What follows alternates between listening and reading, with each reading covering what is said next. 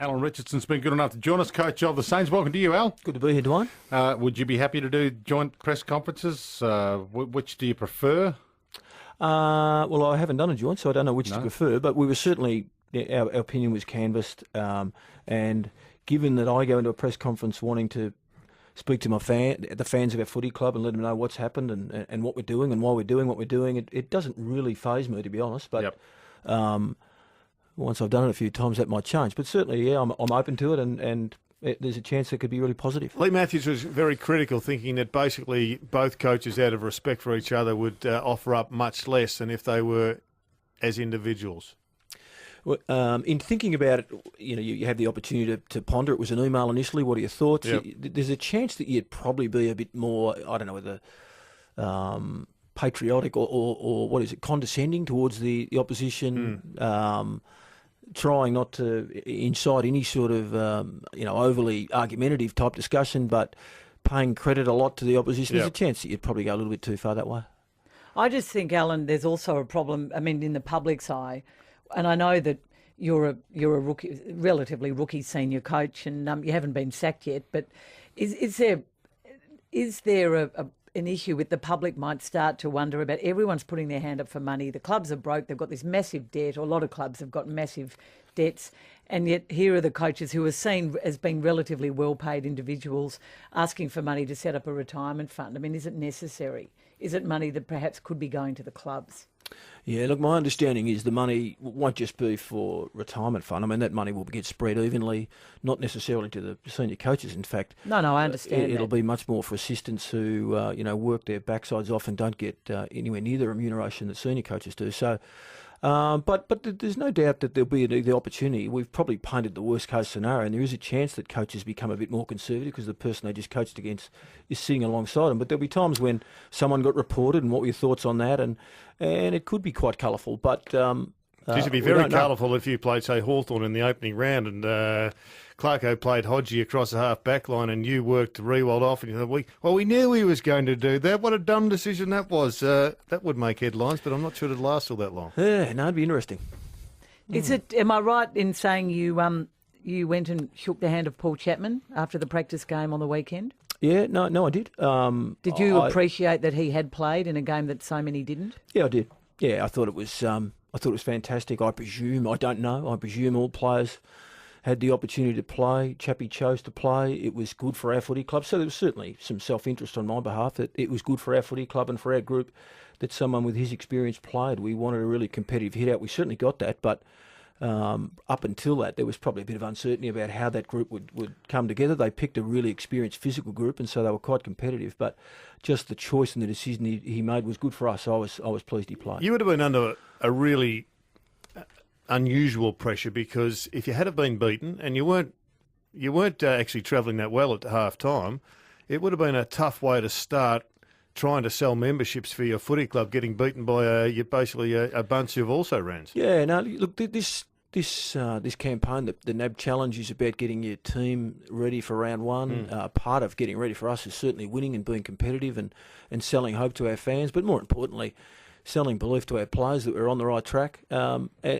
this was quite a difficult, I suppose, ingredient to throw into the mix. That there was a bit of uncertainty, and that over the top or underpinning all of this was, gee whiz, we can't let this team beat us. And so that was a challenge, and I was really pleased with our guys played to win late in the game, not played to hang on and not lose, and that was a positive. Were you disappointed, though, that there was this question of Essendon sending so many players to a simulated game practice against Williamstown when they were playing you the next day?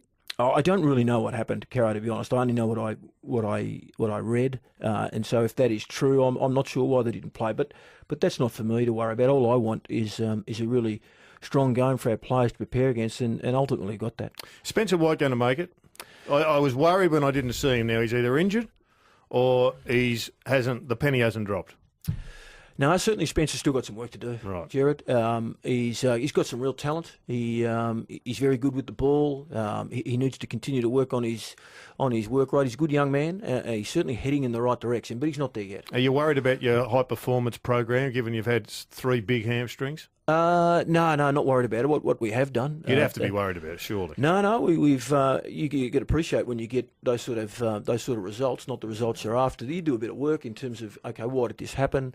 It's pretty clear that as soon as we've ramped up, and that is what a game provides, you've ramped up the intensity that things have happened, and so we've gone back and looked at have we given them the program to be able to be at their best, and we're really confident that's the case. There's a bit of bad luck if you were to go through all of them, but that's not to say we didn't look really deeply and are not continuing to, and we'll make sure we really ramp up the recovery process. We're happy with where that's at, but we'll go to another level. So, without intruding on a family's grief, can you enlighten us to how Nick is going in terms of his coming back to the footy club and how you're managing that situation? Yeah, look, initially it was certainly up to Rui. It's obviously very personal, and he needs to be able to cope with that and be able to be ready to come back.